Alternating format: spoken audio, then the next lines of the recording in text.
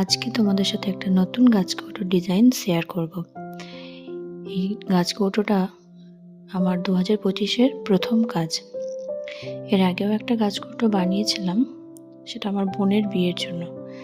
আর এই গাছ কৌটোটা বানিয়েছি আমার ননদের জন্য।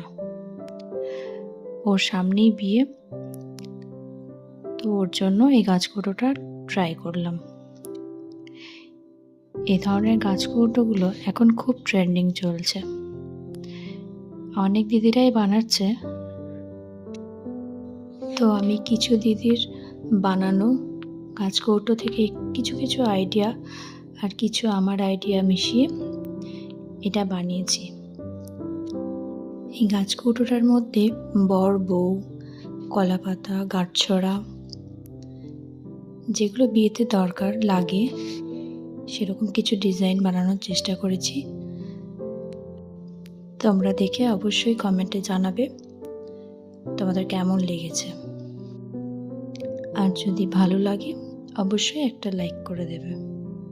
Thank you.